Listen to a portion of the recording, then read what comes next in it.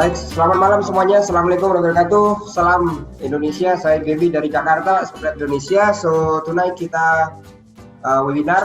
Biasa webinar is every day in Exoplanet Indonesia, Senin sampai Kamis, kecuali Jumat, Sabtu, Minggu. Dan di malam hari ini agenda webinar kita adalah saya mengundang salah satu Chief Executive Officer CEO Pak Frans Budi Pranata lengkapnya. Nah, saya panggil Coach Budi aja. Nah, Coach Budi ini adalah salah satu konsultan yang cukup baik dan juga malam hari ini dia akan berbagi tentang tantangan kita bagaimana sih bisnis menghadapi pandemi corona seperti ini, how to make our business sustain, ya kan? Kemudian juga kita mengulas tentang digital mindset. Sebagaimana kalau sering DHC juga cerita tentang Industrial 4.0, 5.0, ya. Is it our industry ready? Nah, untuk mencapai readiness kita salah satunya adalah lead indikator kita adalah build mindset digital. Ya, baik. Kita akan mulai, tapi sebelumnya saya akan ngasih salam dulu. Teman-teman yang sudah baru datang, yang hadir di sini adalah totalnya kurang lebih ada 29 partisipan, dan teman-teman yang tidak bisa join di Zoom, Anda bisa menikmati di YouTube channel Exoplanet Indonesia. Mohon di-subscribe, dan setiap webinar saya usahakan kita live on YouTube. Jadi kalau kita live di YouTube, Anda akan diberikan notif di email bahwa kita sedang live streaming webinar Exoplanet Indonesia. Ya, baik. Kita akan mulai. Saya Gaby dari Jakarta, ucapkan selamat webinar. Teman-teman, perkenalkan nama saya Frans Budi Pranata. Saya 30 tahun di bidang keuangan dan menjadi Best CFO atau Direktur Terbaik Indonesia tahun 2013 di Permen UP, di Pabrik Permen UP, dan 2015 di Zalora. Saya akan sharing tentang pola pikir untuk era ekonomi digital, terutama sekarang ini kita mengalami masa pandemi COVID ya. Itu banyak yang bilang bahwa Ibu Sri Mulyani memperkirakan bahwa puncaknya pandemik ini akan ada sekitar akhir Juli, di mana akan mencapai hampir 970.000 yang terkena COVID ya. Dan kalau Juli menjadi puncaknya, maka diperkirakan Oktober atau November itu redanya ya. Malah worst skenario-nya itu bisa sampai Maret next year. Oleh karenanya, bisnis di Indonesia itu mau terus memiliki mindset digital atau punya keahlian digital. Apalagi kalau kita dengar dari Bill Gates mengatakan ini baru akan selesai sampai September 2021 ya, sampai diketemukan vaksin. Kalau di Singapura, mereka at least, Singapura adalah negara yang korban COVID-nya hanya 6 orang, sangat sedikit ya. Dan Singapura itu memprediksi paling tidak 6 bulan ke depan itu akan istilahnya nggak bisa kemana-mana di rumah ya. Oke, next slide.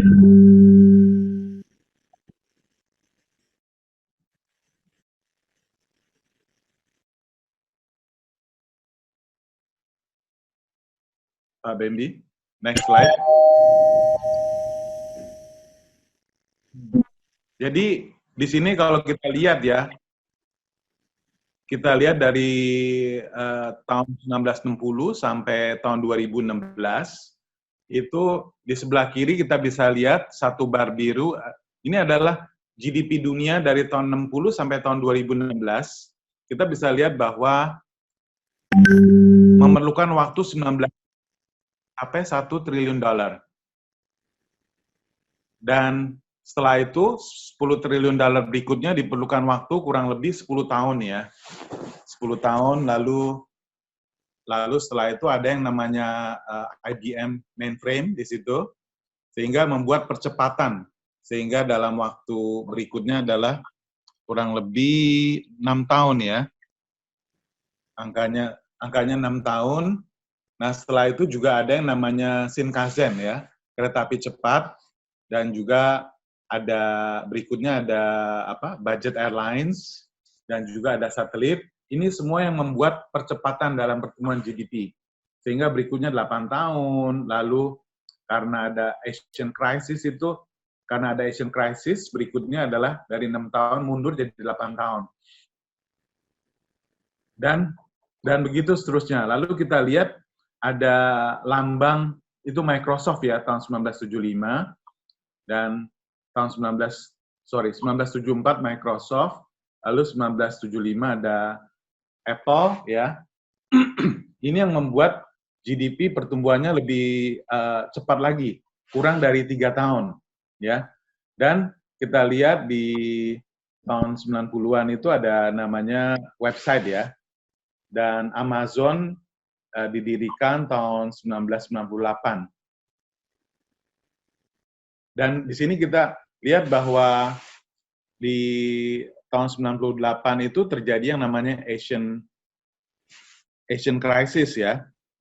Asian crisis, dan kita bisa bedakan antara era ekonomi industri 3.0 itu sebelum tahun 2000 dan era ekonomi digital itu setelah tahun 2000 ya. Kita bisa lihat bahwa ini namanya ada Facebook ya tahun 2004, lalu ada YouTube tahun 2005, dan ada Twitter tahun 2006, lalu setelah itu 2008 ada American Crisis. Dan setelah itu kita lihat di tahun 2010 ya, 2010 ini lahirlah yang namanya Instagram.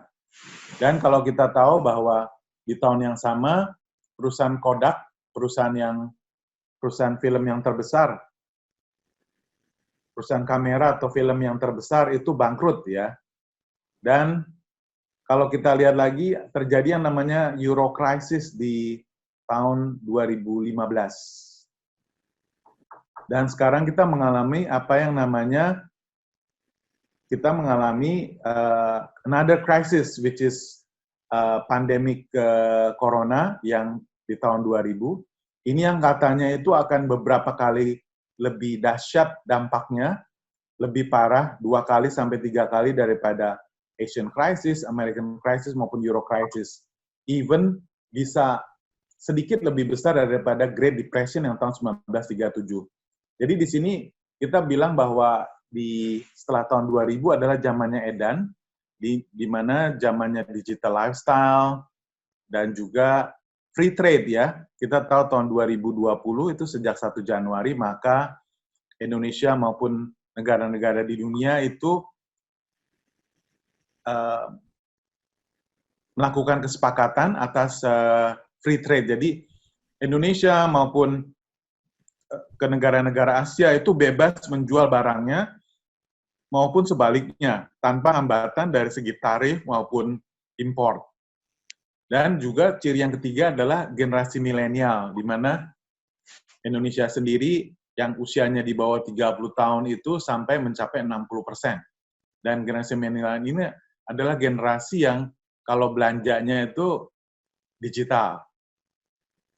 Jadi dari sini itu nampak bahwa perkembangan GDP itu sangat dipengaruhi oleh kecepatan dan perbaikan karena teknologi, transportasi, maupun juga karena digital ya. Ini kita bisa lihat bahwa Facebook itu merubah tadinya orang tuh kalau jual produk itu lewat website, lalu dengan biasanya dari business to consumer, karena ada Facebook maka setiap konsumen pun bisa punya website-nya ya di Facebook-nya, bisa menjual produknya. Demikian juga kalau kita lihat YouTube itu sebelum itu adalah yang namanya Hollywood ya. Hollywood di mana hanya perusahaan besar yang bisa membuat film. Tapi dengan adanya YouTube, maka setiap orang bisa membuat filmnya sendiri. Dan Twitter juga ini merubah dunia karena sebelumnya kita tahu yang namanya detik.com, yang namanya Antara dan sebagainya itu yang bisnis to konsumen untuk berita.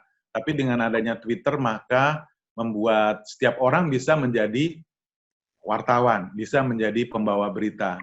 Dan dengan adanya Instagram ini membuat perusahaan kamera seperti Fujifilm dan Kodak itu menjadi bangkrut ya. Lalu kalau slide berikutnya Pak Bendi, next.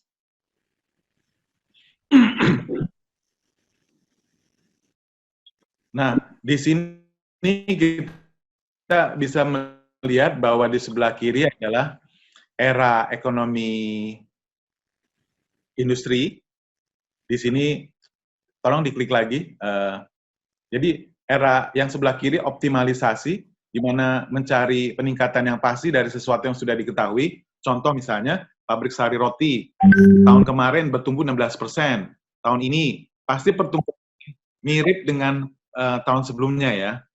Tetapi kalau setelah era industri, itu namanya inovasi lincah, istilahnya mencetak kekayaan yang tidak pasti dari sesuatu yang belum diketahui. Ini kita bisa lihat seperti Gojek, Traveloka, Tokopedia. Mereka itu pertumbuhannya, contoh seperti Zalora. Saya sebelumnya CFO di Zalora. Zalora itu bertumbuh 300% dari tahun ke tahun, ya. Dari tahun ke-1 sampai tahun ke-5 bertumbuh 300%, even hingga 1 triliun dalam waktu 5 tahun. Ini menunjukkan sesuatu yang diciptakan dari hal yang belum diketahui. Dan kalau teman-teman lihat ada istilah S. S itu artinya stable, ya. Sedangkan V, VUCA, itu artinya volatile, di mana perubahan terjadi sering, ya.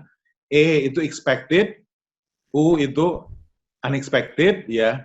C itu kompleks, C itu juga kompleks. U yang berikutnya adalah understandable, semua yang diketahui itu bisa dipahami. A adalah ambiguous, jadi pengetahuan yang sebelumnya ada itu menjadi tidak bisa dimengerti, ya. Diklik lagi, Pak Bembi, untuk ke next slide.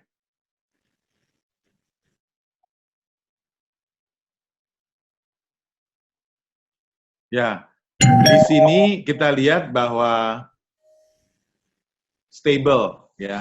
Stable itu artinya alon-alon asal kelakon sendiri juga nggak apa-apa. Ini lambangnya adalah hewan yang namanya tiger, ya. Artinya adalah tiger adalah hewan yang kalau memburu mangsanya dia bisa sabar, ya, sabar hingga menunggu setengah jam, even 1 jam sebelum dia memangsa korbannya, ya, karena dia memastikan apakah buruannya itu pada saat lengah baru dia rekam, ya. Dan sebelah kanan ini kita lihat volatile. Volatile artinya buruan, kolaborasi yuk, ya, artinya berubah-ubah, ya, perubahannya itu sering, ya. Di sini lambangnya adalah hewan cheetah. Cheetah itu artinya apa? Cheetah ini adalah hewan yang tercepat di muka bumi, yang kecepatannya bisa 105 km, hewan yang bisa pada saat kijangnya berbelok, dia itu dengan kecepatan 85 km bisa langsung belok ke kanan misalnya. Kalau buruannya belok 90 derajat, dia bisa langsung berbelok, karena dia punya kekuatan di punggungnya, di kakinya, kaki belakang, dan di ekornya, ya. Sehingga dia bisa berbelok tanpa terbalik. Bayangkan kalau mobil, lagi kecepatan 100 km misalnya, BMW, kalau harus belok ke kanan 90 derajat, mungkin bisa terbalik, ya. Nah, tetapi yang namanya cheetah itu bisa cepat, tepat, dan mudah, ya. Dan berikutnya expected, ya. Expected ini artinya bisa diekstrapolasi, ya. Contohnya, contoh hewannya di sini adalah hamster. Artinya apa? Bukan hamster. Ini adalah squirrel, ya. Tupai. Nah, tupai itu biasa bisa memprediksi berapa banyak kenari yang dia butuhkan untuk bisa melewati musim dingin, ya. Tetapi di sisi yang sebelah kanan, uncertain, ya, bereksperimental. Di sini kita lihat lambangnya adalah hamster. hamster adalah binatang yang sekarang ini paling banyak dijadikan percobaan. Sebelumnya simpanse ya. Jadi artinya di era digital ini era di mana para pebisnis yang mau sukses itu bisa bereksperimen. Contoh, waktu saya di Zalora, itu kita pernah membagikan voucher senilai 100.000 ke 10 juta pelanggan Telkomsel. Dan dulu sama yang lama. Dan kita tanpa harus membayar Telkomsel ya, karena Telkomsel merasa benefit karena Zalora kasih value 100.000. Tapi Zalora waktu bukan pembagian voucher senilai 100.000, Zalora punya data ya, big data, di mana Zalora itu rata-rata pembelanjaannya adalah senilai 400.000. Marginnya itu 40%, sehingga gross profit sekali belanja 160.000. Dan customer-nya itu setahun belanja 3 kali. Jadi artinya 160.000 kali 3 kali, itu 480.000. Belum lagi rentang usia yang belanja di Zalora dari 18 tahun sampai 35 tahun, itu 17 tahun ya. Jadi kalau kita kalikan, 500.000 atau 480.000, kita bulatin 500.000, kita kali 15 tahun, itu artinya 7,5 juta. Satu customer bisa memberikan keuntungan buat Zalora.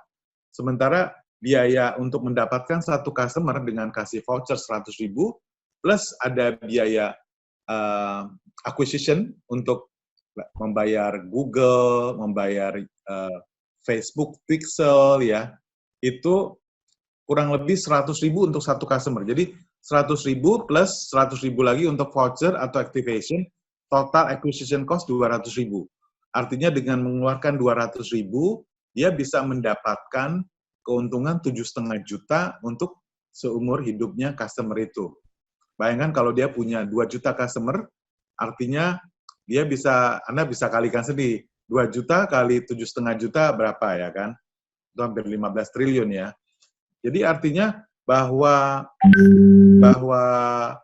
memberi 7 juta customer Telkomsel dengan voucher 100.000 mengakibatkan dalam satu hari Zalora mendapatkan 20.000 new customer.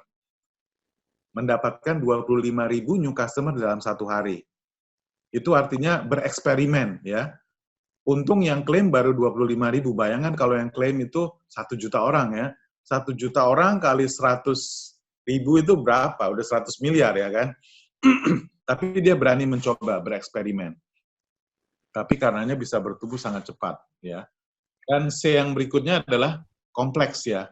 Itu solusi tinggal terus diperbaiki. Kompleksnya begini.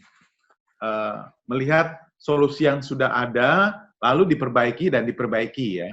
Sementara di sisi sebelah kanan kompleks yang berikutnya itu artinya benarkah itu masalahnya ya. Maksudnya begini. Maksudnya misalnya banyak orang berpikir bahwa digital itu mengakibatkan offline sangat terganggu, salesnya jadi turun. Sebenarnya bukan digitalnya yang membuat itu turun, tetapi karena customer service-nya ya, karena customer experience-nya.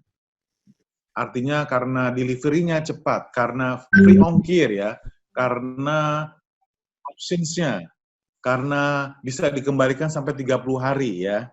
Nah itu artinya banyak orang salah mengartikan. Padahal masalahnya bukan karena platformnya, tapi karena service-nya ya.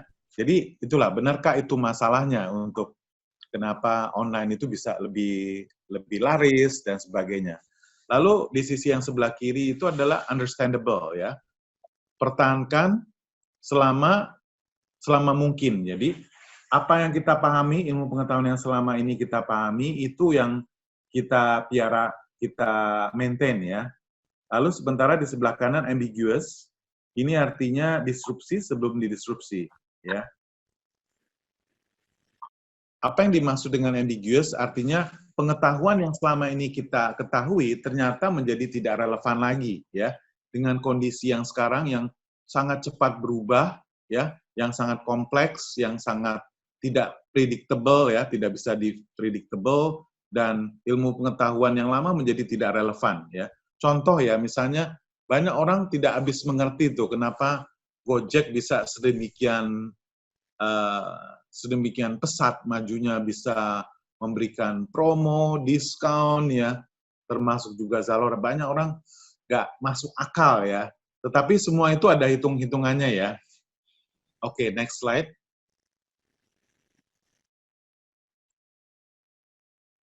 Slide berikutnya. Oke. Nah, di sini kita melihat bahwa tantangan pada saat itu, tantangan dari segi kompleks ya, itu pada era industri, skill set yang dibutuhkan adalah system development, by system ya. Lalu value set yang diperlukan adalah keteraturan, terus kejelasan ya. Saya yakin Bapak Ibu saat ini fully implement system development ini ya, segala macam teratur, jelas ya. Tetapi di sisi kompleks yang era digital, tolong diklik lagi Pak Bembi. Ini yang kita perlukan adalah design thinking ya. Kita value-nya yang dibutuhkan adalah keberanian, kemampuan berempati. Maksudnya apa? Contoh misalnya YouTube yang sekarang kan masih 2 dimensi. Kalau saya lihat bahwa pandemi ini akan terus sampai 1 tahun ke depan, sampai Juli next year atau September next year, artinya bagi para travel agent dan sebagainya mungkin harus berpikir bahwa bagaimana orang bisa travel tanpa harus secara fisik terbang. Bisa aja yang pergi itu hanya tour guide-nya, ya, di dalam pesawat, terus pada saat mendaki gunung, melihat pemandangan di Swiss misalnya, tetapi dengan teknologi virtual reality, seseorang itu bisa merasakan di dalam pesawat, bisa merasakan di perjalanan, ya kan, secara 3 dimensi, ya. Sehingga akibatnya biaya travel jadi lebih murah, terus juga tanpa biaya hotel, ya kan. Nah, ini adalah the future di mana diperlukan keberanian, diperlukan kemampuan berempati. Bayangkan kalau orang di rumah sakit yang kena COVID misalnya, banyak orang tidak bisa menengok, even keluarganya dan sebagainya. Tapi kalau kita punya teknologi 3D, virtual reality, kita bisa berada bersama orang yang kena COVID ya, secara 3 dimensi. Sehingga kita bisa merasa seperti di sampingnya ya. Nah, ini ya, kemampuan berempati, kemampuan untuk masa yang akan datang ya. Makanya Albert Einstein bilang bahwa imajinasi itu lebih penting daripada ilmu pengetahuan. Karena imajinasi itu yang membuat yang tidak mungkin jadi mungkin ya. Oke, next slide. Jadi ternyata setiap tantangan memerlukan skill yang berbeda, memerlukan values yang berbeda. Terus diklik. Jadi untuk situasi yang stable, di mana karakternya adalah tiger ya, ini skill set yang dibutuhkan adalah people and process management, di mana value-nya adalah kesabaran, konsistensi, ya kan. Sementara di era digital ini, skill set-nya adalah agile organizing. Agile artinya apa? Agile itu artinya bisa cepat, tepat, dan mudah ya. Kita seringkali ada satu video yang menunjukkan bahwa satu rusa itu larinya cepat banget ya. Cepat, mudah. Tetapi saking cepatnya dia nabrak pohon ya. Artinya dia tidak tepat. Tetapi kalau yang namanya agile, ini yang dilakukan oleh cheetah ya. Cheetah juga biasa kalau mencari makan itu beramai-ramai ya. Dan cheetah ini bisa itu seperti tadi bisa berbelok di mana korbannya berlari dia bisa dengan cepat menyesuaikan diri. Nah, seringkali kita ini kalau mindset-nya adalah mindset era industri, wah begitu pandemi gini kita itu nggak agile. Like, aduh, mungkin fasenya kalau saya bilang 3 bulan ini sampai Juni mungkin fasenya survival. Survive dengan cash flow yang ada, survive dari penyakit, ya, survive dari kesehatan mental, ya kan.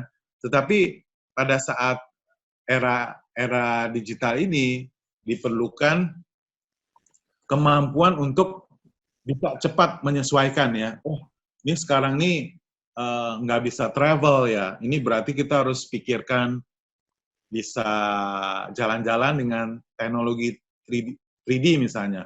Wah, sekarang ini lagi pandemik ya, bangun rumah bagaimana dengan 3D printing ya, semennya segala macam semua dengan mesin ya.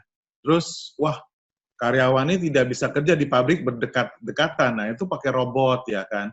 Terus juga sekarang pembatasan ya, driver, sehingga mungkin saya baru dapat info dari Pak Marsudi, dia itu komisarisnya Telkom, bahwa sekarang Telkom sudah mulai siap dengan teknologi 5G ya. Pada saat 5G ini siap, maka teman-teman jangan heran kalau segera kita akan lihat ada mobil Tesla yang bisa drive sendiri. Ini berapa bulan yang lalu itu Pak Budi sekarang HR Bluebird bercerita bahwa anaknya itu telepon dia, tapi aku terkejut bahwa saya order Grab, ternyata yang datang Tesla-nya tanpa driver ya. Jadi dia sangat terkejut. Ya. Terkejut, kedua kali dia terkejut. Ketiga kali, keempat kali, lama-lama dia biasa ya. Dia tuh menjadi the new normal. Demikian juga kita nih, sekarang ini mungkin teman-teman, wah gelisah, di rumah aja, bingung, dan sebagainya. Tapi kalau kita bisa terima kenyataan ini, karena ini bukan hanya sebulan loh, ini bisa setahun, bisa lebih, bisa 18 bulan. Jadi artinya kita harus terima, lalu kita harus menyesuaikan diri dengan kondisi seperti ini. Artinya apa? Artinya kita nggak bisa kemana-mana, kita hanya bisa bekerja di rumah, belajar secara online, kita jualan online, artinya skill kita, mindset kita itu harus siap ke digital, ya. Ini artinya lincah, jadi begitu customer-nya berubah, wah, bayangkan ya, saya baru membaca bahwa yang namanya Traveloka mengurangi 100 karyawannya, Gojek mengurangi 100 karyawannya, Tokopedia mengurangi 100 karyawannya. Jadi rata-rata itu mengurangi, Traveloka juga ya, kurang lebih 100 orang rata-rata, dan kurang lebih sekitar 10% ya. 10% dari total karyawan. Bayangkan, industri yang saat ini lagi growing e-commerce saja, tentu dengan daya beli yang semakin rendah, itu diprediksi even e-commerce pun akan menurun ya. Malah saya dengar beberapa retail yang besar itu sales-nya turun dari 100%, tinggal sekarang ada yang 10%, ada yang 15%, ada yang 20% ya. Jadi ibaratnya omsetnya turun 80-90%. Dan ini akan berlangsung bukan hanya sebulan, akan sampai akhir tahun, even sampai mid next year, ya kan? Berarti pola berpikirnya sekarang harus dirubah. Jadi ada kebetulan ada kakak saya itu, dia di Sogo, Cebu, ya. Nah, kayak sekarang bisa mulai menjualkan lewat, misalnya menjual kursi pijat yang tadinya harganya 60 juta, diskon jadi 25 juta ya. Nah itu dia blast ke WA Group, kompleks perumahannya, kebetulan di tempat orang-orang kaya ya, terus ke lewat WhatsApp ya. Akhirnya ternyata yang beli bisa ada 5 orang, 6 orang. Jadi setiap orang sekarang bisa berjualan lewat WhatsApp, lewat Instagram, lewat Facebook, lewat YouTube, ya kan? Ini artinya kita perlu agile, kita perlu cepat merubah mindset kita. Jangan kelamaan ya. Oke, bolehlah 3 bulan dulu ini survive. Setelah itu 3 bulan berikutnya kita harus prepare apa yang harus dilakukan.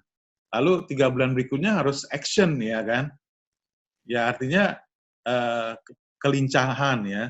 Terus juga keikhlasan berkoalisi ya. Bagi para leader yang mungkin antar departemen selama ini saling bermusuhan atau saling silo ya, saatnya mau bekerja sama, saatnya merubah mindset, saatnya ini adalah era memaafkan, eranya loving, eranya giving, ya, eranya caring, ya kan.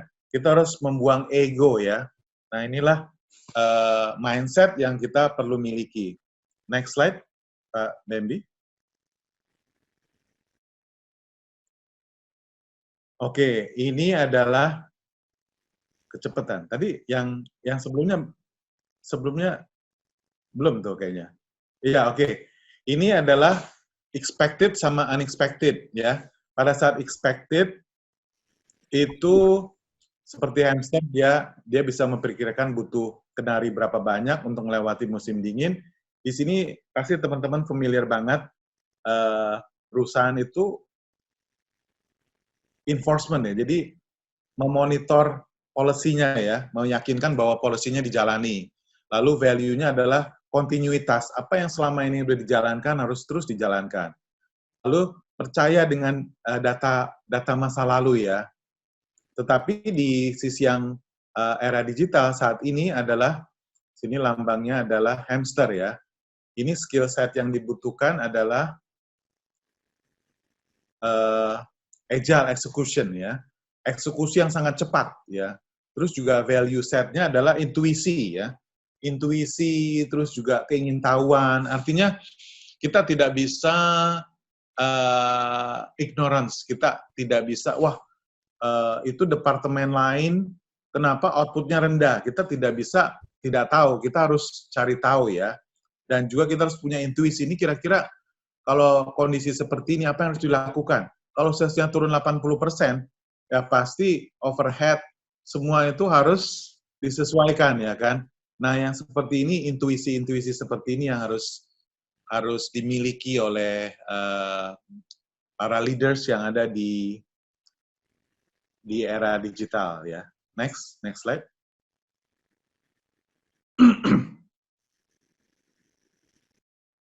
Nah, ini kita bisa lihat adalah evolution mindset, ya. Evolution mindset ini adalah understandable ya.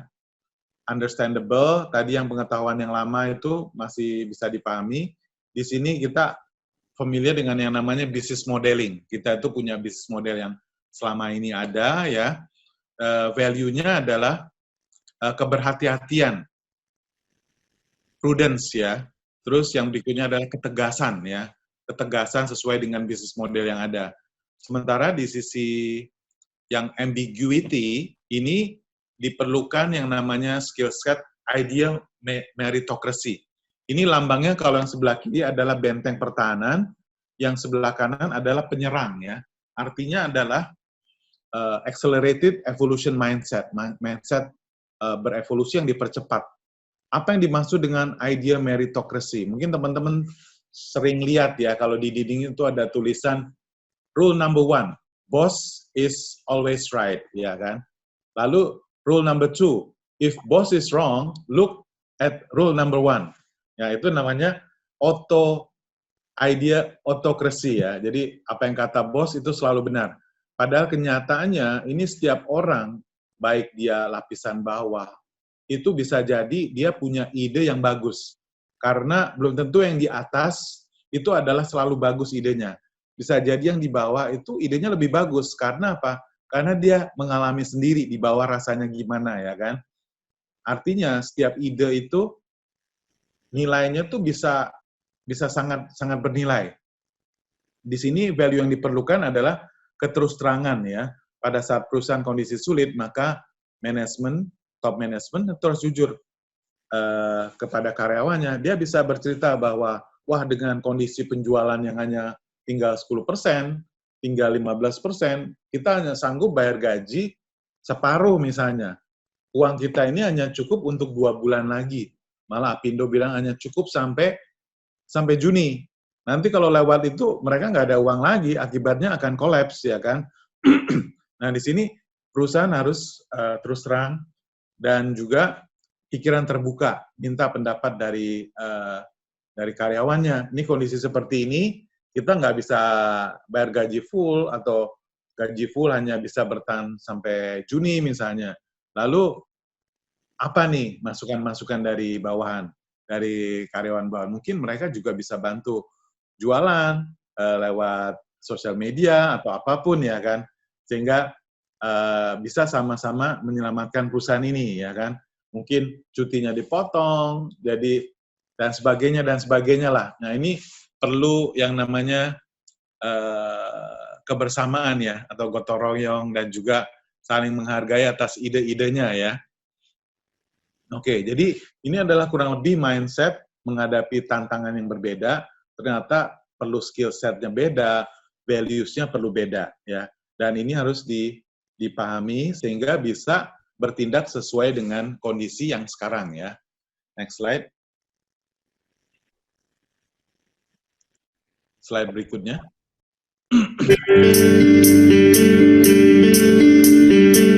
We should teach our kids the EQ, IQ, and LQ. The LQ is the Q of love, which I strongly believe that if you want to be successful, you should have an EQ and the IQ. But if you want to be respected, if you want to survive next 30 years, you should have teach our kids the Q of love, the Q of care the others. In this way, you can survive. Jadi di sini teman-teman bisa lihat ya bahwa ternyata Jack Ma sudah bisa memprediksi ya bahwa apalagi kondisi sekarang ini adalah ternyata kalau kondisi dulu itu IQ dan EQ itu udah cukup untuk berhasil. Tapi untuk survive itu perlu namanya love quotient ya. Artinya mungkin Jack Ma ini udah bisa memprediksi ya pada saat terutama sekarang ini pada saat era pandemik COVID ya. Ini adalah eranya harus empati, eranya harus giving, eranya harus love, eranya harus care ya. Dan di sebelah kiri kita bisa lihat manage by head. Manage artinya memimpin atau mengerjakan tugas dengan logika, dengan rasio ya. Lalu lead by heart, memimpin dengan hati ya, untuk membangun tim digital yang berkemenangan. Artinya apa? Artinya ada dua teknik tadi ya, memanage. Jadi kalau yang namanya manusia, karyawan atau pimpinan itu ada dua sisi, ada sisi teknis, lalu ada sisi human ya. Teknis itulah yang disebut manajemen. Lalu sisi human itu yang disebut leader ya, leadership. Oke, slide berikutnya.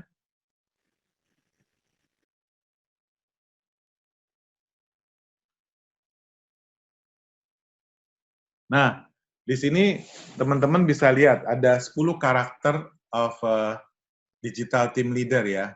Saya kebetulan salah satu partner di Andrew Tani Consulting.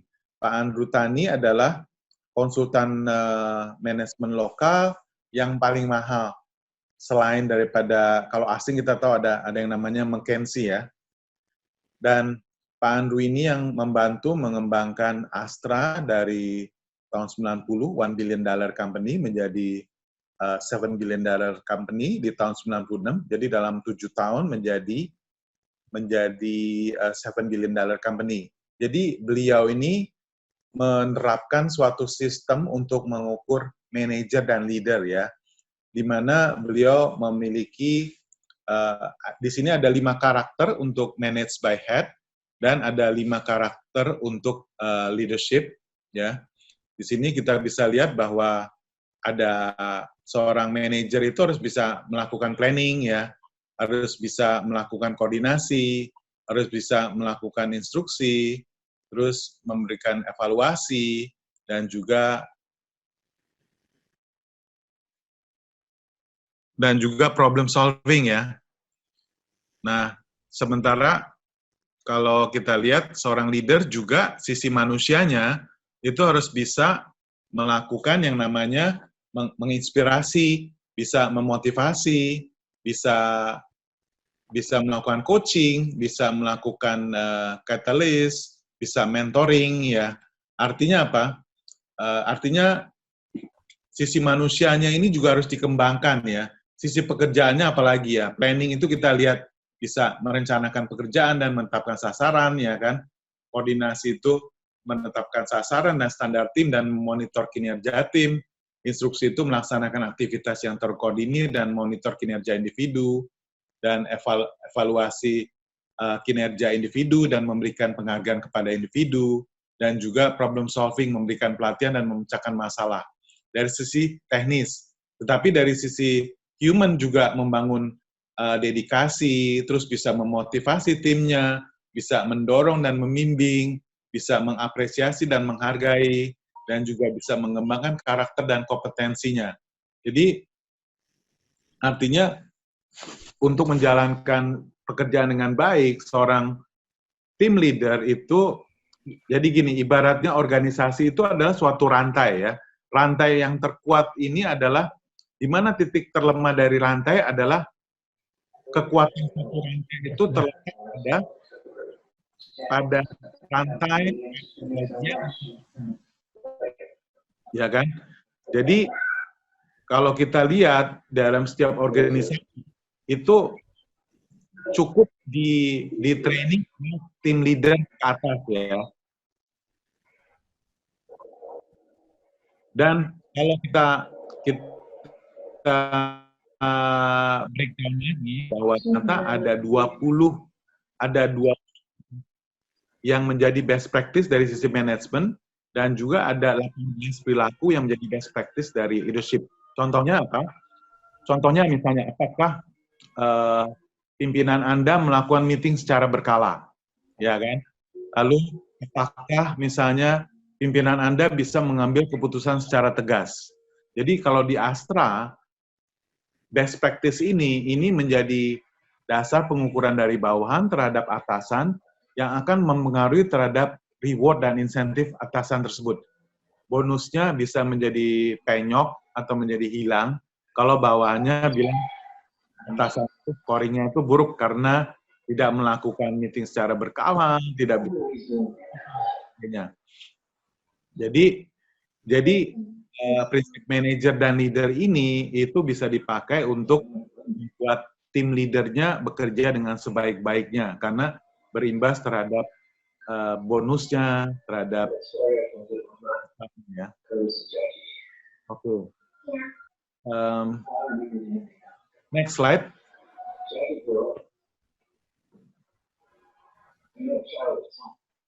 Ya, terus slide-nya.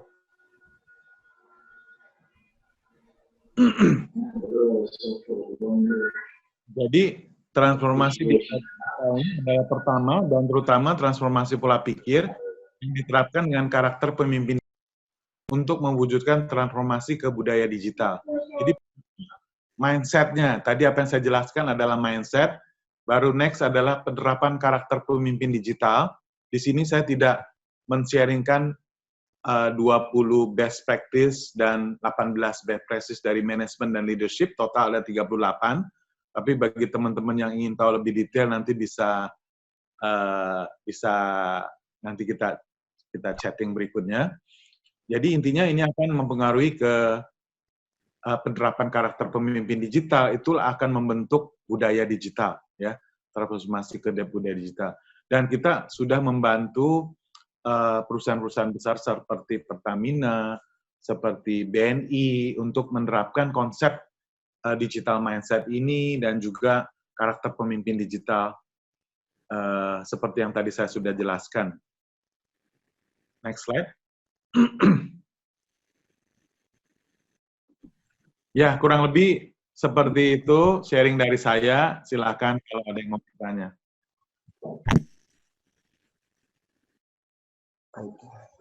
Baik kawan-kawan, kita akan tanya jawab sampai dengan jam 9.30. Langsung saya berikan kesempatan. Silakan langsung open mic. Saya Coach. Yes, Pak Sabam. Ya, selamat malam Coach Bambi, Pak Budi. Silakan.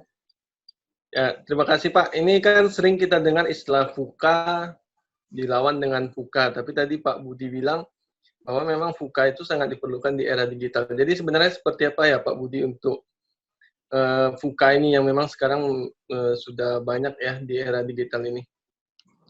Oke, jadi era industri itu tadi SEKU ya. SEKU itu artinya stable, expected, complex, understandable. VUCA itu artinya volatile, unexpected, complex, dan ambiguous. Artinya, perubahan itu sangat sering saat ini. Lalu juga situasi itu bisa jadi tidak diharapkan, dan juga pengetahuan yang dulu kita miliki itu menjadi tidak relevan ya. Di mana di sini dengan adanya teknologi, disrupsi dan sebagainya itu membuat persaingan itu sangat membutuhkan agility. Agility artinya kecepatan ya. Kita tidak bisa seperti gaya macan lagi. Harus planning dulu. Planning boleh, tetapi itu di era industri cocok gitu. Tetapi di era digital ini di mana semuanya serba cepat, maka organisasi, pemimpin dari si mindset dan juga behavior-nya ke timnya ya, itu perlu gayanya berbeda. Artinya perlu gaya seperti Cita yang bisa berbelok dengan cepat, ya kan? Perlu otoritas yang berbeda, struktur organisasi mungkin tidak bisa lagi yang tradisional, di mana harus jenjangnya itu cukup panjang sampai ke atasan, sehingga kadang pas atasan memutuskan itu udah telat, karena kita seringkali dengar ya, keputusan harus sampai beberapa level di atas, begitu sampai di atas, sebulan kemudian masalahnya udah tidak relevan lagi, udah malah menjadi lebih besar gitu. Sementara di era yang sangat cepat ini, di mana nggak perlu pakai nunggu, nggak perlu pakai lama, semuanya mau instan gitu ya. Sehingga gaya yang birokratis dan sebagainya menjadi tidak begitu relevan lagi, di mana diperlukan kecepatan, diperlukan keberanian, diperlukan keterbukaan, dan sebagainya. Sehingga tantangannya berbeda, perilakunya berbeda, ya kan? Salah satu contoh tokoh lama yang menganut sistem VUCA itu adalah penemu Pak Utomo ya, penemu Aqua ya. Beliau itu even tahun 75, tahun 78 itu sudah memulai usaha air. Padahal waktu itu orang-orang pada mentertawakan. Kamu nggak salah, harga air itu let's say 9 rupiah, harga bensin itu hanya 6 rupiah. Maksudnya, masa harga air botol itu lebih mahal daripada harga bensin gitu kan? Kan nggak masuk di nalar. Jadi pengetahuan kita itu menjadi tidak relevan lagi ya kan? Terus, tapi beliau merasa, wah kalau sakit, karena beliau temennya itu ada tamunya dikasih minum air rebusan, ternyata malah sakit perut, jadi diare ya kan, itu biayanya lebih mahal daripada harga bensin atau harga obat ya. Jadi artinya dia sudah visioner, dia sudah melihat ini, sudah melihat masa yang akan datang, melihat masa depan di masa sekarang. Dan menariknya adalah sebelumnya itu namanya itu bukan Aqua, sebelum namanya Puritas ya. Jadi karyawannya, jadi waktu dia even nih, ada satu cerita ya. Jadi sempat dia bertanya kepada salah satu bankir, waktu itu pabriknya butuh pendanaan untuk menaikkan kapasitasnya. Malah bankir itu bilang, wah saya nggak yakin ini bank bisa mendanai ya. Dan karena melihat melihat kayak air itu apa sih hebatnya air dan sebagainya, tapi beliau tetap terus menjalankan usahanya. Dan juga even salah satu karyawannya yang usianya baru 20-an tahun itu bilang ke Pak Utomo, Pak, kayaknya nama Puritas itu kalau boleh diganti jadi Aqua ya kan. Jadi bayangkan, dia itu seorang owner yang usianya udah 50-an something, tapi anak buahnya yang usianya 20 tahun kasih saran, itu beliau mau dengarkan, dan akhirnya namanya dirubah jadi Aqua. Itu artinya menunjukkan beliau itu menghargai ide meritokrasi ya. Ini artinya mindset-nya itu udah VUCA, walaupun waktu itu masih tahun 75, tahun 80-an, tapi dia sudah agile ya. Dia sudah bisa melihat ke depannya itu bagaimana, dan lihat pola pengambilan keputusannya itu sangat VUCA ya. Artinya skill set-nya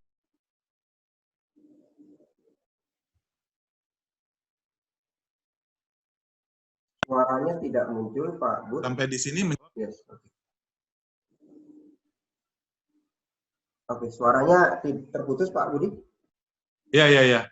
Halo? Yes, oke. Boleh? Iya, kedengaran? Ya, oke. Iya. Baik. Ada lagi yang bertanya, silakan open mic.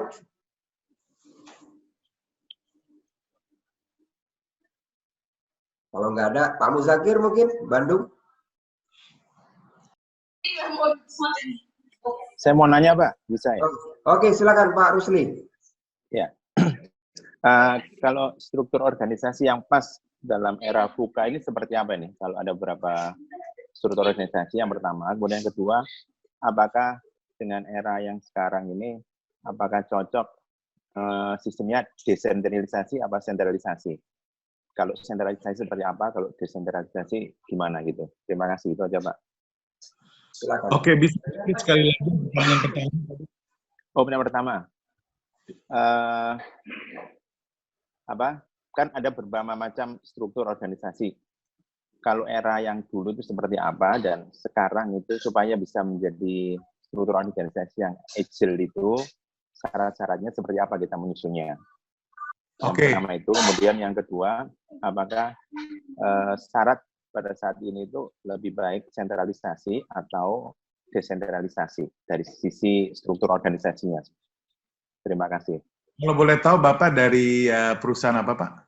Saya dari klinik mata, khusus mata. Ada beberapa klinik mata sama rumah sakit mata. Oke, makasih Pak. Jadi dari segi struktur ya, biasa kan organisasi itu kan berdasarkan hierarki ya. Jadi artinya ada, let's say ada staff, ada supervisor, ada manager, ada director, ada presiden director ya kan. Tapi di organisasi yang agile ini bisa sifatnya fungsional. Artinya contohnya project-nya itu project leader-nya. Jadi ada marketing, ada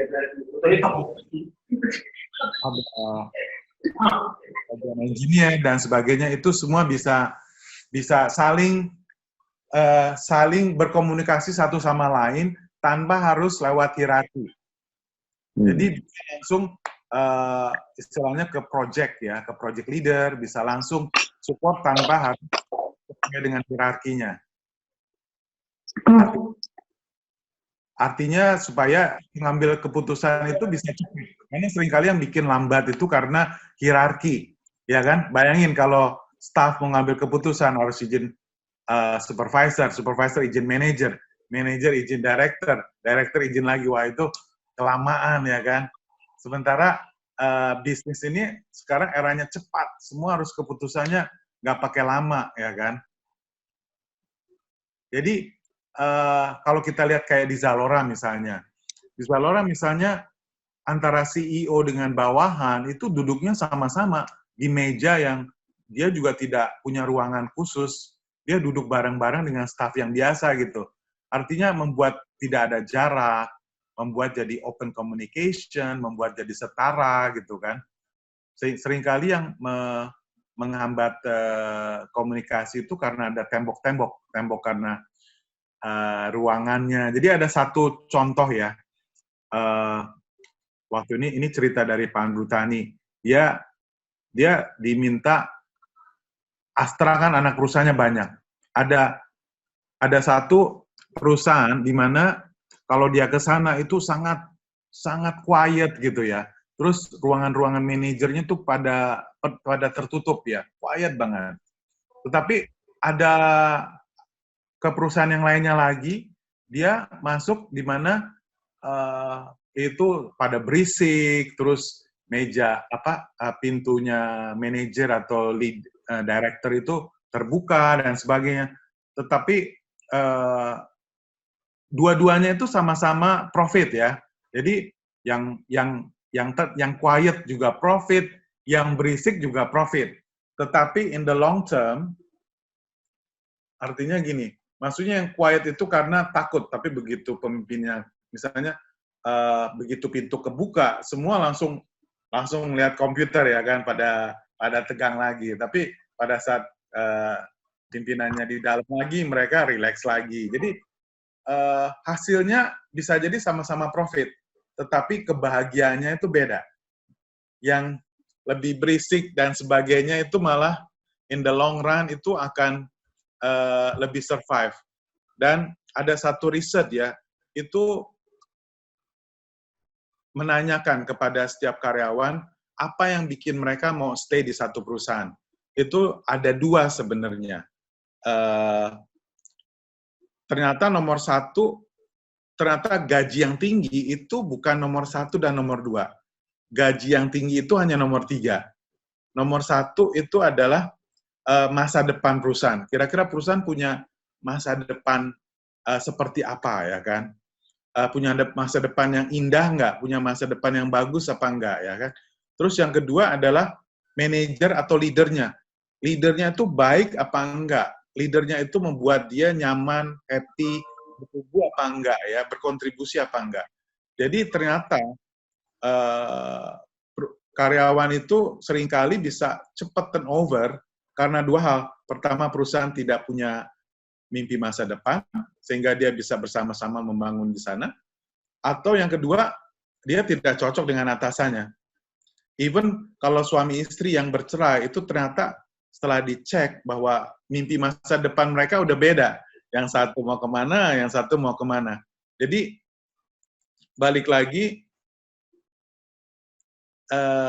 ini adalah mindset yang berbeda, yang di era digital ini, dan juga kalau ditanya tadi apakah baik desentralisasi atau sentralisasi, kalau kita lihat Bank Indonesia itu sekarang sudah desentralisasi ya, pengambilan keputusan itu sudah bisa, mesti harus di Gubernur BI, bisa di provinsi itu kepalanya bisa mengambil keputusan sehingga bisa lebih cepat.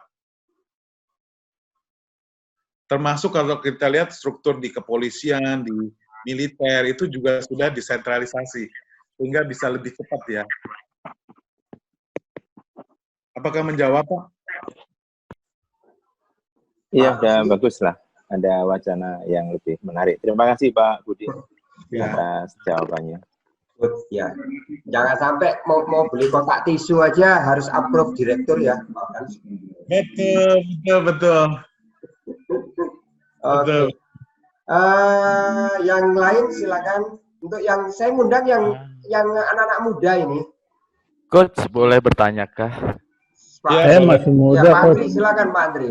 Oke, simpel aja pertanyaan saya ini cukup ya sering kita temuin di lapangan. Jadi pada dasarnya seperti ini.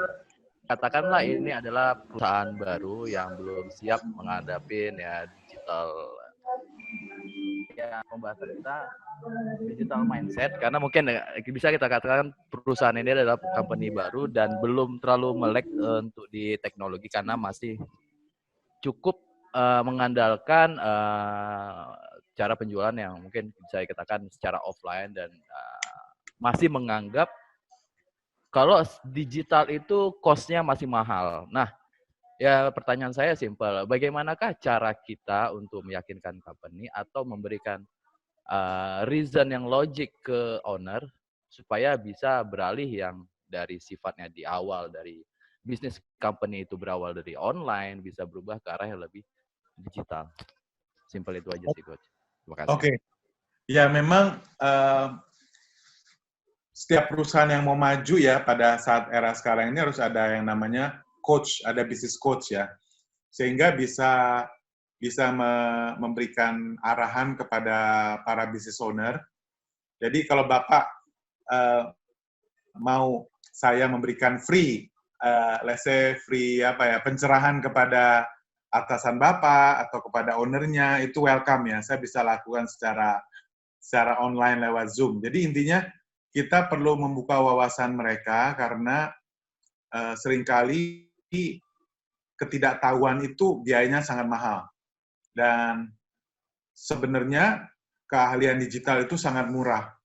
Relatively sangat murah. Contoh aja ya, memang ada prinsip-prinsipnya. Prinsip-prinsip dalam jualan secara online, misalnya kontennya harus menarik, REO ya, relevan, terus ada unsur emosinya, ya kan. Contoh ya, mungkin teman-teman pernah nonton video seorang pengemis yang setiap pemilik toko kalau buka, dia marah banget, dan dia siram ya. Baru sampai suatu ketika, setiap dia buka, dia selalu ada pengemis itu. Suatu ketika dia buka, lah pengemis itu nggak ada ya kan. Dia lihat di kameranya di atas, wah ternyata malam sebelumnya tokonya mau dirampok, dan pengemis itu yang belain. Itu ditusuk ya kan. Jadi artinya itu berjualan. Jadi pembuat video itu adalah jualan kamera sebenarnya. Tapi dia jualan tapi tidak jualan ya. Dia tuh kasih cerita yang menimbulkan emosi seseorang jadi sedih, jadi terharu. Tapi akhirnya akibatnya orang jadi mau beli kamera karena ternyata kameranya itu bisa bermanfaat ya. Kamera itu ada fungsi-fungsi yang seperti tadi. Artinya bahwa kita harus menggunakan emosi, harus relevan dengan kehidupan sehari-hari, dan setelah itu di-optimize, ya. Memang ada prinsip-prinsipnya, dan ada satu lagi contoh video, itu dia jualan sepatu sebenarnya, sepatunya itu kuat banget.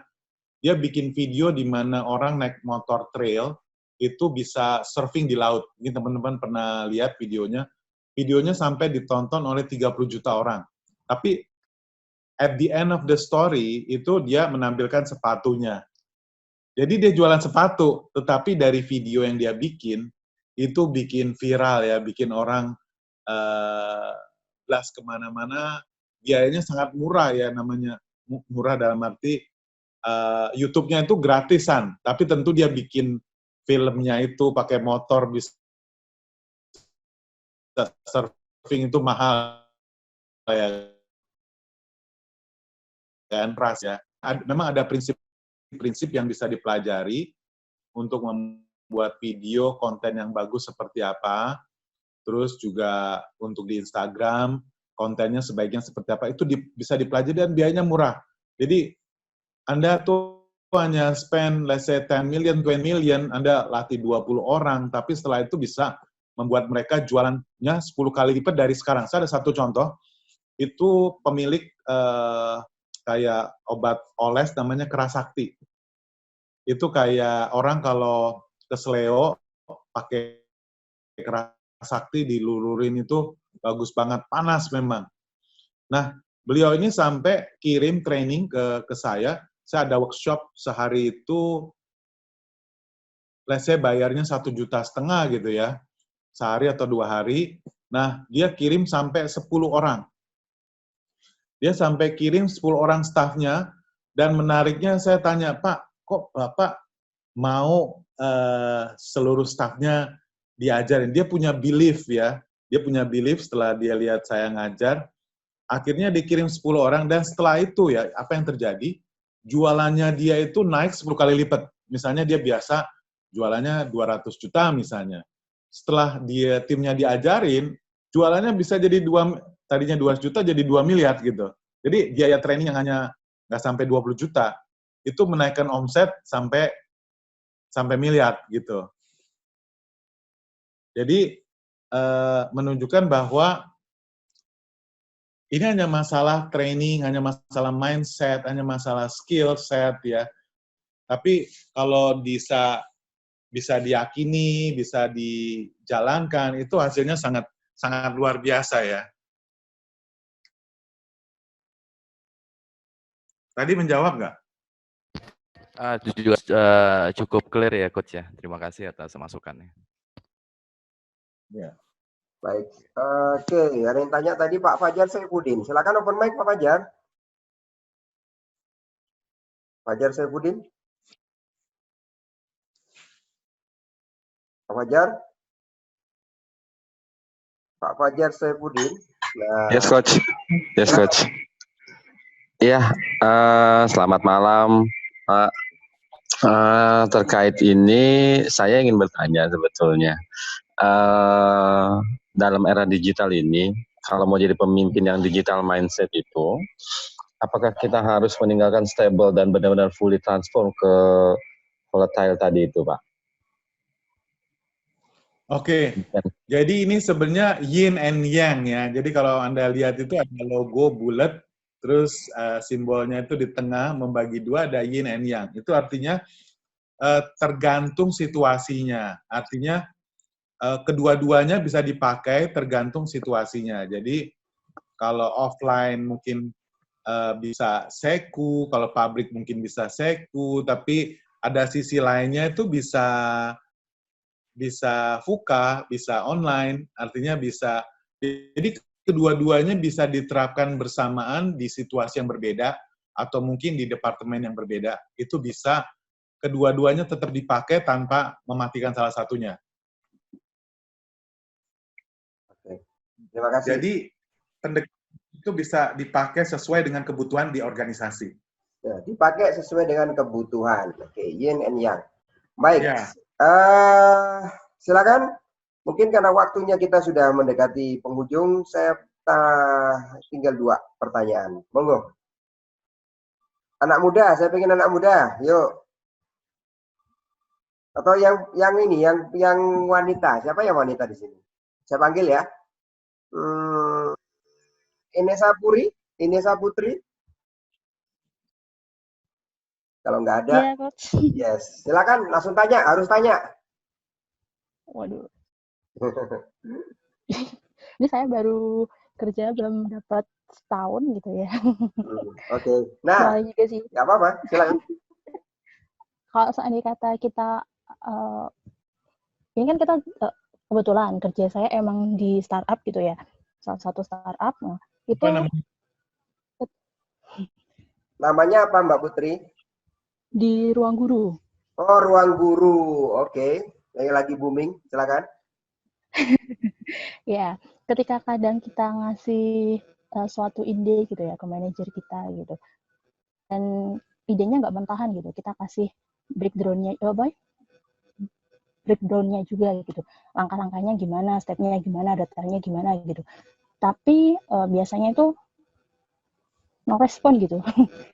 Jadi seperti no respon, kadang akhirnya tim kita sendiri tuh yang langsung ya udah langsung jalan aja gitu. Ntar kalau hasilnya bagus, berarti jadinya oke gitu.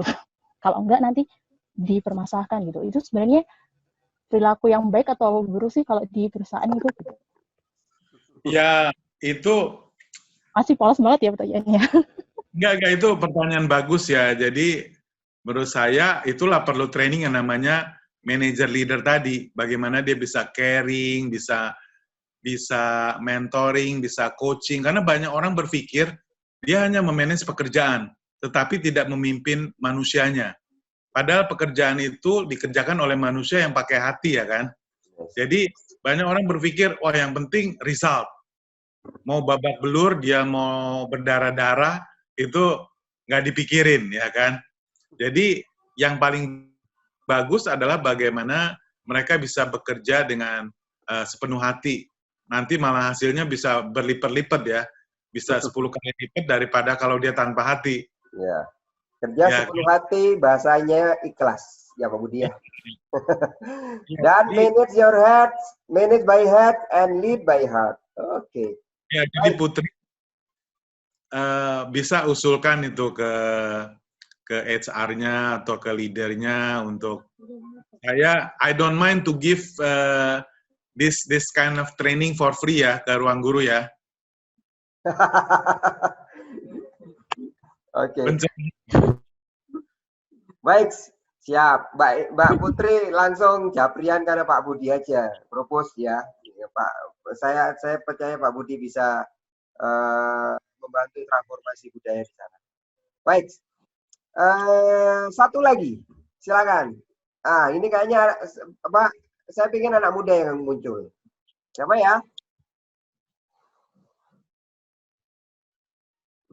Mungkin saya panggil aja. Saya masih muda juga, Coach. Pak Buat Bu.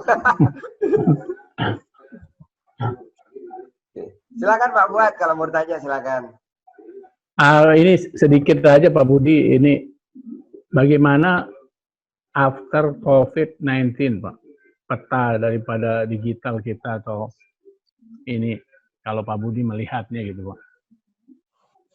Ya, kalau saya lihat ini adalah mau nggak mau ini perusahaan-perusahaan yang selama ini offline itu akan dipaksa ke digital ya, karena banyak negara dari Amerika, Inggris, Singapura dan sebagainya ini memprediksi ini akan 1 tahun atau 1,5 tahun ya sampai vaksin ditemukan. Jadi yang survive adalah mungkin unicorn kita bisa berkurang ya, namanya Traveloka itu akan ngedrop ya, akan drop abis-abisan karena ini bisa berlangsung setahun atau lebih ya. Jadi, dan juga perusahaan-perusahaan offline kalau mereka nggak cepet-cepet digitalisasi ya, itu mereka bisa rontok ya. Yes. Atau mereka akan merge dengan perusahaan digital yang sudah ada dengan e-commerce atau platform yang lain ya. Ini akan memaksa semua orang jadi going digital itu lebih total. Kalau kemarin kan, ya digital itu, saya juga nggak digital juga, saya bisa kok. Tapi bayangkan kalau 1,5 tahun, saya baru lihat satu video ya di Singapura, ada 2 burung itu keleper-keleper karena COVID sepertinya, gejalanya itu kayak kehabisan nafas. Jadi artinya udara aja itu udah tercemar. Ibaratnya ini kayak senjata biologis yang kalau Anda keluar tanpa masker itu Anda bisa kejang-kejang. Itu kan artinya ini sesuatu yang berbahaya banget dan sifatnya long term sampai vaksin itu ditemukan, which is 18 months. Artinya 18 bulan ini kita akan siap-siap untuk di rumah aja, atau belajar dari rumah, belanja dari rumah, kerja dari rumah. Itu the worst case ya. Tapi even the best case itu aja 6 bulan, 7 bulan ke depan. Dan kalau menurut saya sih, easily 1 year lah. Selama 1 year, kalau Anda tidak lakukan apa-apa, 3 bulan aja pasti tutup itu.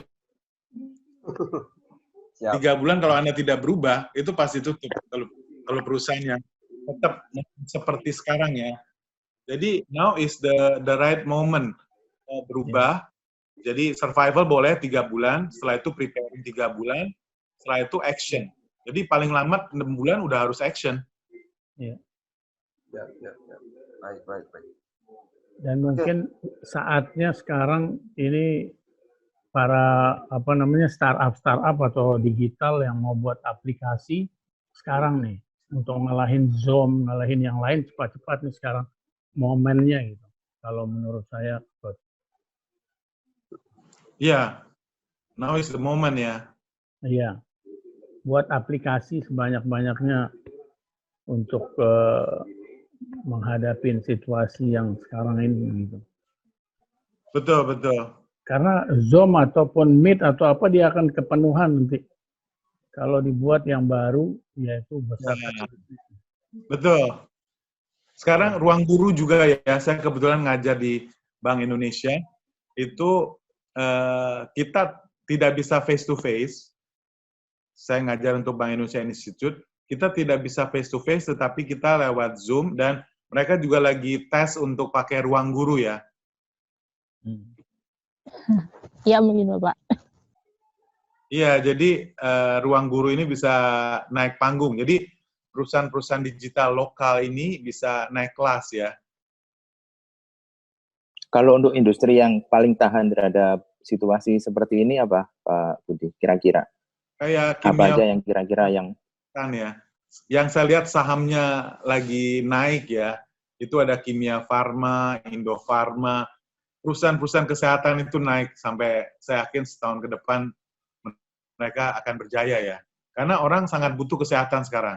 Suplemen, vitamin, kesehatan ya. Kesehatan sama food.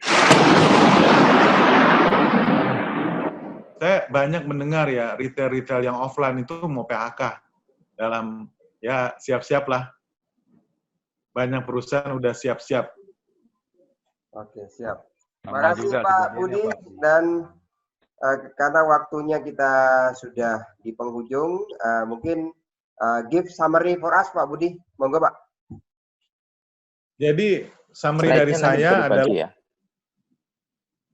summary dari saya adalah now is the moment untuk memiliki mindset digital dan juga menguasai 2 skill ya. Pertama adalah leadership, yang kedua adalah kemampuan digital. Ini akan membuat bisnis kita bisa survive karena 2 ini, leadership dan digital ya. Leadership dan digital, oke. Nah, now is the moment. Terima kasih. Baik, kawan-kawan sekalian, terima kasih. Malam hari ini kita sudah webinar bersama Bapak Budi Pranata dan modulnya ada di saya. Mungkin Japri aja deh supaya saya lebih kenal ya. Japri ke saya, nanti langsung saya forward ke Anda. Ya, terima kasih banyak. Kita tutup. Selamat malam semuanya. Assalamualaikum warahmatullahi wabarakatuh. Esper Club Indonesia. Saya Dendi dari Jakarta. Thank you. Thank you Pak Budi, terima kasih Pak Budi. Pak Budi, Terima kasih. Thank you Pak.